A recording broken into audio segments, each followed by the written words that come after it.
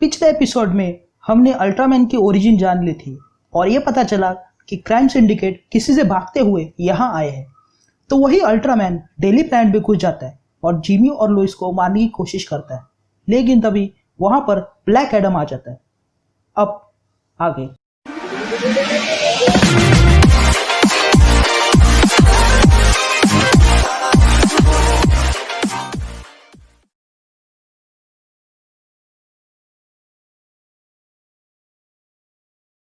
Cyborg को होश आ जाता है और उसे याद आने लगता है कि कंताक में क्या हुआ था।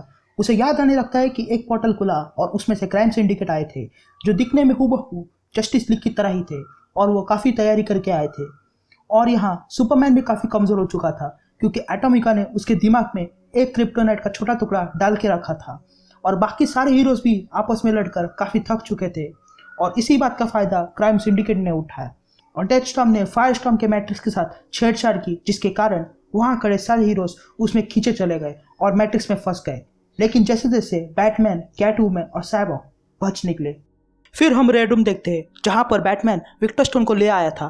तभी डॉक्टर टुमारो कहते हैं कि अगर सारे हीरोज़ उस मैट्रिक्स में फंसे हैं तो फायरस्टॉर्म का क्या हुआ, क्योंकि अगर फायरस्टॉर्म मैट्रिक्स के साथ छेड़छाड़ की तो वो मैट्रिक्स वही बेकाबू हो जाएगा और वही फट जाएगा। तो फिर तुम तीनों कैसे बचे? जिस पर बैटमैन कहता है कि वो लोग सुरंग के रास्ते से होते हुए बाहर निकले। तभी बैटमैन डॉक्टर स्टोन से पूछता है कि क्या वो विक्टर को बचा सकते हैं, जिस पर डॉक्टर टुमारो कहते हैं कि उन्हें विक्टर को ठीक करने के लिए कुछ टेस्ट करने होंगे, इसलिए उन्हें विक्टर को अंदर ले जाना होगा। लेकिन वो कैटवुमन को अंदर ले जाने से हिचकिचा रहे थे क्योंकि वो एक चोरनी है और अगर वो अंदर जाएगी तो कुछ ना कुछ चोरी ज़रूर करेगी। तभी बैटमैन को पता चलता है कि क्राइम सिंडिकेट ने नाइटविंग की असली आइडेंटिटी दुनिया के सामने लाई है। तभी बैटमैन डॉक्टर स्टोन से कहता है कि वो विक्टर को ठीक करे, तब तक वो और कैटवुमन जाके नाइटविंग को बचाएंगे। तभी कैटवुमन बैटमैन से कहती है कि नाइटविंग को बचाने का कोई फायदा नहीं क्योंकि अब तक तो उन लोगों ने उसे मार भी डाला होगा, जिस पर बैटमैन कहता है कि हमें उसे बचाना ही होगा क्योंकि वो उसके दोस्तों में से एक है। फिर सीन शिफ्ट होती है और हम देखते हैं लेक्स लूथर जो सोच रहा था कि मैंने सालों बिता दिए गवर्नमेंट को ये बताते हुए कि हम सुपरमैन के भरोसे नहीं रह सकते, लेकिन गवर्नमेंट ने मेरी एक भी बात नहीं मानी और सारा जिम्मा सुपरमैन को सौंप दिया। उसके बाद जब भी कभी मुसीबत आई तो सारे लोग बिना कुछ कहे आसमान में उसकी राह देखते रहने लगे, इसलिए आज ऐसी नौबत आई है। तभी B0 लेक्स को एक फूल ला के देता है। तभी लेक्स लूथर B0 से कहता है, देखो मैं धीरे धीरे बोलूँगा ताकि तुम्हें मेरी बात समझ में आ सके।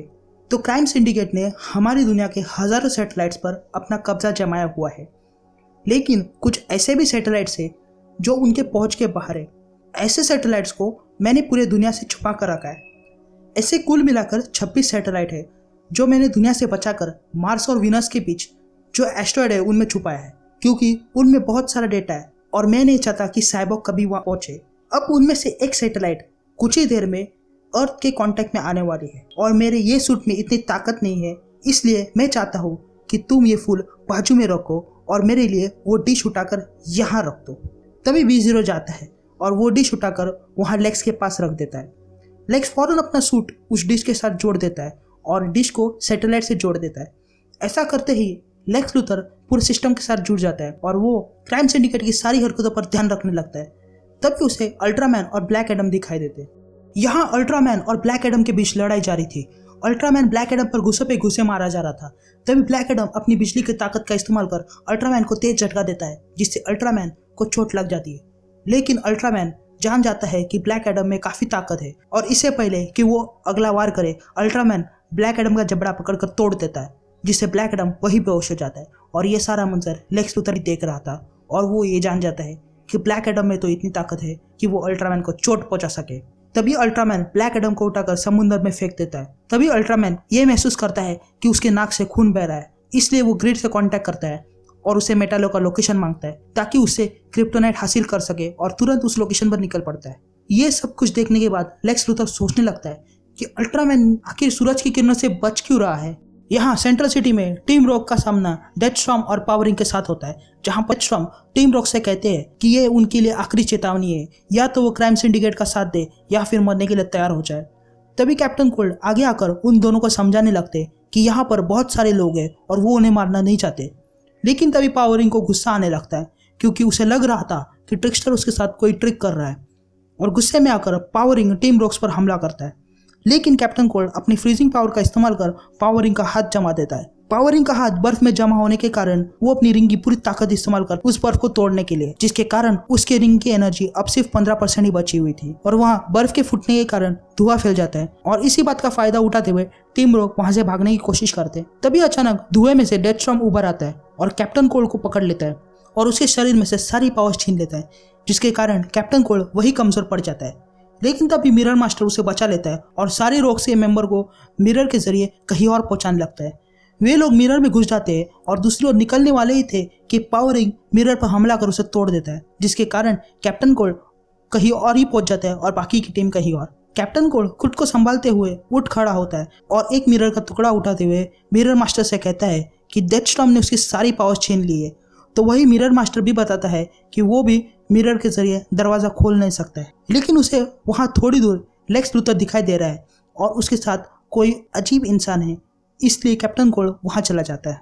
यहाँ पर B-Zero अचानक मुंह से आग छोड़ने लगता है और समुद्र को जलाने लगता है, जिस पर लेक्स लूथर उस पर गुस्सा होने लगता है।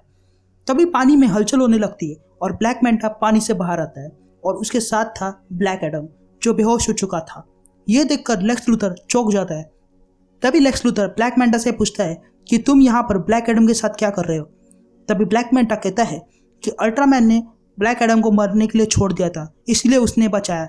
और फिर ब्लैक मैंटा आके कहने लगता है कि क्राइम सिंडिकेट ने एक्वामैन को मारकर उससे उसका मौका छीन लिया है और अब वो उनसे सब कुछ छीन लेगा।